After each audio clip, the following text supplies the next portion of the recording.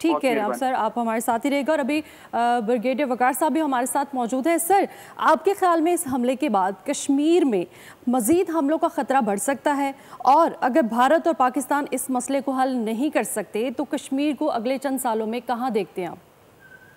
I think जो भारत के step से 4 डोमेन अगर आप देखें, इंफॉर्मेशन में तो उन्होंने किया, आप तो पूरा सॉल्व किया हुआ कल से और पहले भी करते हैं। जाफर एक्सप्रेस पे अटैक हुआ, वो सेलिब्रेट करते हैं। तो भारत की नफरत बड़ी clear. I don't know Pakistan में ये डाउट क्यों है। They don't have any doubt कि ये दुश्मन मुल्क है तो खत्म करना। दूसरा, डिप्लोमेटिकली आपने देख लिया, पहले डाउनग्रेडेड, उसको मजीद डाउनग्रेड कर रहे हैं। फिर आ जाता है मिलिट्री और इकोनॉमिक, तीन जो आई थिंक बड़े टूल्स हैं। उसमें ये इंडस वाटर ट्रीटी की जो एब्रोगेशन की बात आ रही है, तो फिर अगर लेट्स से ये एक्ट ऑफ वॉर है तो भारत को रियलाइज होना चाहिए कि फिर ये सारे जो 6 के 6 दरिया है, इसका झगड़ा दोबारा शुरू होगा। And we are now back to 1948। और उसमें इसका मतलब है कि जितने भी डैम्स उसने चनाब पे बनाए हैं, रावी पे बनाए हैं, 70 become legitimate targets in war. और फिर ये भारत भूल जाए कि पाकिस्तान जो है इंडस की चोकिंग तो बर्दाश्त कर लेगा और बाकी ये लोग मजे करेंगे, ऐसा नहीं होगा। Then these are legitimate targets. अगर इंडस वाटर ट्रीटी खत्म होती है तो फिर पाकिस्तान को कोई भी डैम इन 6 के 6 दरियाओं पे कबूल नहीं है। ये पुराना जो पंजाब का और पाकिस्तान का क्लेम है पानी के ऊपर, ये दोबारा वापस आएगा। तो I think we should be looking at that. तो अग्रेसिवली चारों डोमेन में हमने लड़ना है। इंफॉर्मेशनली हमने कम्युनिकेट करना है कि ये जो है फॉल्स फ्लैग ऑपरेशन आपने पहले भी किया और इस दफा जो है इंशाल्लाह इसका ज्यादा बेहतर जवाब आएगा।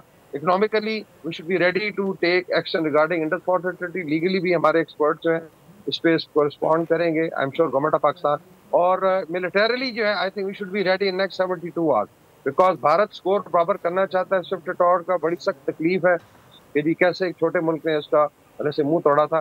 तो इस दफा जो रिस्पांस आई थिंक मिलिट्री की तरफ से, शायद कल आपको पता भी चल जाए, वो यही है कि पाकिस्तान में कोई टेररिस्ट कैंप नहीं है। जिस बेस से पाकिस्तान पे अटैक हो वो बेस पर बर्बाद कर दिया जाएगा।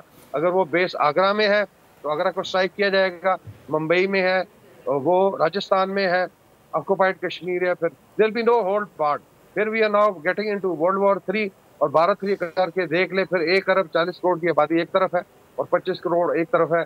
पाकिस्तान के सर्वाइवल का मसला है, फिर ना दिल्ली बचेगा ना फिर कोलकाता बचेगा। जी ठीक है, बिल्कुल ठीक है। ब्रिगेडियर वकार साहब, एहतशामुल हक साहब, एजाज चौधरी साहब हमारे साथ मौजूद थे। आप तमाम मेहमानों का बहुत शुक्रिया।